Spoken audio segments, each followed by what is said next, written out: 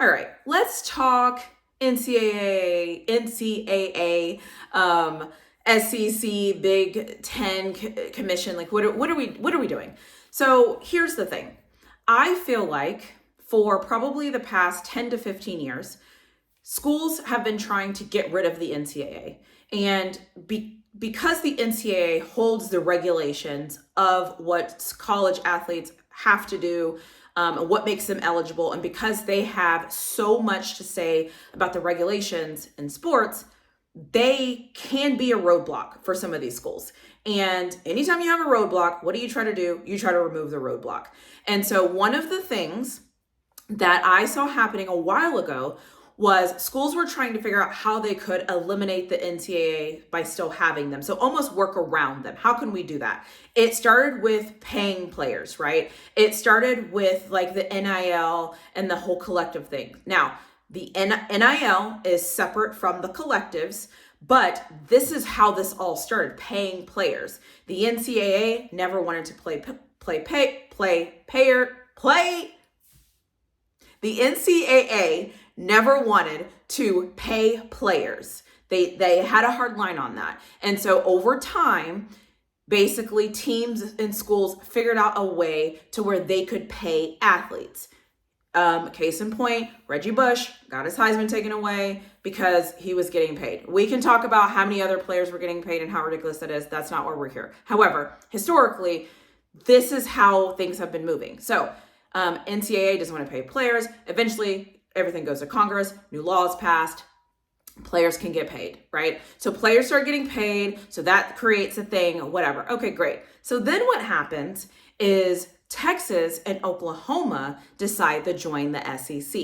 So if you look at football, I'm just talking football because I think football is what moves the needle. Football is where the money's at. Football is what most people pay their attention to. So if you look at what Texas going to the SEC, Texas and Oklahoma going to the SEC did is it removed the two most powerful schools that were in the Big 12. It now moved them to a conference that was already dominant. No one is going to argue about the dominance of the SEC. You can't argue that. And if you're going to argue that, then I don't know what to tell you. Okay, so you're taking away the top two teams from the Big 12 and you're moving them to the SEC. Great. Okay, cool, whatever. Then when you start to look at it, now in the Big 10, they're getting the top schools from the previous Pac-12. And so now what's happening is those top schools are now going to the Big 10. So now you have the two top schools in one conference going to an SEC powerhouse.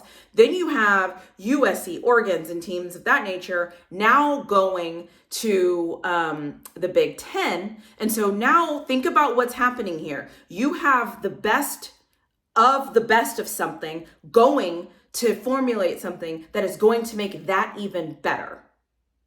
So they're basically monopolizing college football. Now, let's pause that. Let's think about Amazon. This is what Amazon has been doing, right? Amazon started with books. They started with books. What did they do with the books? They started going around and buying people out and having their book prices be cheaper so that bookstores that were selling, they're like little mom and pop bookstores, are going out of business because they can't compete with Amazon. So Amazon goes in and shuts them down, right? Look at Amazon's business model. Go look at how Amazon has built their business. They've done little bit by little bit, and they're taking so that they can have a bigger pot of what they're taking. Similar to Sprint and T-Mobile, right? Sprint and T-Mobile are their own separate companies. Together, they're a bigger company. So going back to football, if you look at what they're doing the same thing. So now you have the Big 10 and the SEC joining forces to put their minds together to basically, in my opinion, figure out how they can monopolize college football. Here's the other thing. Some of you will listen to this video and you will say, yeah, but some people are missing. Here's the truth about numbers. The people that are missing.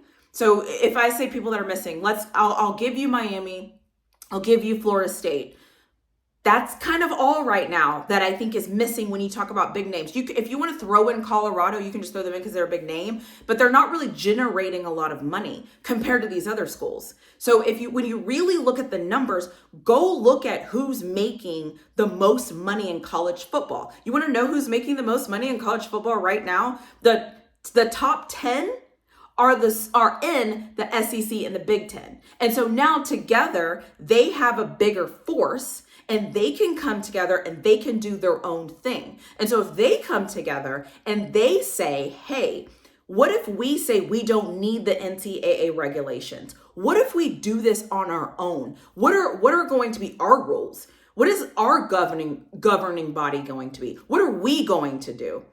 And they take that power away from the NCAA. The NCAA is now its own thing where other schools could be adhering to what they're doing. But then you have the SEC and the Big Ten doing their own thing. And so this is where it gets tricky. And I'm going back to Amazon. Amazon removes competition. They buy them out. They lowball the company. Most times they lowball a company, they want to buy them out because they want to remove that competition, right? So if you look at the same situation, the Big Ten and the SEC, technically, if they have enough money, they can do the same thing that Amazon is doing.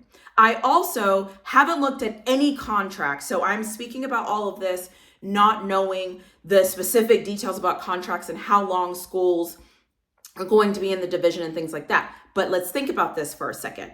When you look at the SEC, when it comes to football, you can figure out which teams are kind of always at the bottom of the playing field, right? Like, it's obvious. You can just go look at records. I'm not going to talk about anybody's school or anybody's thing here because it doesn't matter. So you can probably do the same thing with the Big Ten, right? And there's always like the separation. So what is stopping the Big Ten and the SEC from coming together and creating their own new conference called whatever it wants to be and adding the teams they want to add?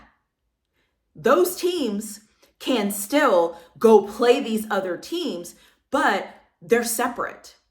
What does this look like to you? It's kind of like the NFC and the AFC in pro football. Now, they're all playing under the NFL, which is great, and they have owners, and so it's a little different because it's not college.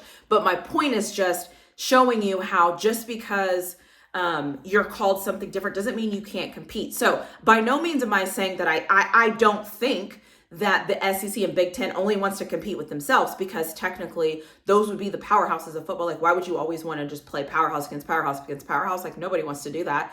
But I do think they could create their own thing, and they could remove themselves from the governing aspect of the NCAA. And I think that has been the goal all along, as they've slowly started taking away the NCAA's power. So if you trace it back, they started taking away the NCAA's power, and then they started paying players. And now you have these two mega conferences that have kind of joined, right? We've got the best of the best of the best in these conferences. And now it's going to be interesting to see what they do together. And so I just wanted to make this video to kind of lay out the puzzle pieces of where they fall and where we've been, and why Texas and Oklahoma going into the SEC was such a big deal. It was a bigger deal than just Texas and OU were leaving. It was a bigger deal than that because it's a balance of power. Now, when you go look at conferences, when you look at the power structure, it's obvious where the power structure is. It's obvious where the best teams are. It's obvious who's the heavier conferences, and those two conferences have joined together now to create their own thing. So it's going to be interesting to see what happens. I also just want to say there's so many possibilities of all of this, of all the things that can happen. Everything that I'm saying is just one possibility. Nothing could happen. They could just have formed this commission and like nothing happens. Or they could be gearing up to take over something. Just go look up mergers and acquisitions in life. It's happened so many times. Look up how these companies are merging. Look at how these companies have gotten bigger and bigger over time. Go look at Facebook. Facebook was just Facebook. Now Facebook is Instagram, WhatsApp, all of these things. There's a reason why they went to go buy those companies. There's a reason why these bigger companies go and buy these smaller entities to form a bigger product. This is the way of the world. This is how it is. This is Whether you like it or not, this is the game that we play. This is what everybody says that they like. Like they're okay with things, getting bigger and bigger and bigger and gaining more power and more power. I know that some people aren't going to like this because it's football and you want it to be fair and consistent, but the reality is nothing in life is fair and consistent, and this isn't any different. And when money is involved, and these schools are making a ton of money, and now if they, can do their own thing and formulate their own thing and not have the governing body of the NCAA and all these things, like who knows what they're going to create. So just wanted to make this video and lay out all of the different things that I am seeing based off history, based off where I see this going, based off of, quite frankly, if I was in leadership and if I was on somebody's board of regents and if I was somebody that was in the middle of this is what I would be doing. And so I just wanted to make a video to throw this out there, just to give a little bit more details about this and why it could be a huge deal, or they could just be doing this for nothing. I don't know. But that's where we're at. Just take some time to go research mergers and acquisitions, and take some time to remove your thoughts and feelings out of it and just look at college football just as a business and see if your opinion would change and if you would understand a little bit more about what they were doing if you looked at college football as a business as opposed to a team or a school that you're cheering to because they're just your favorite school or team.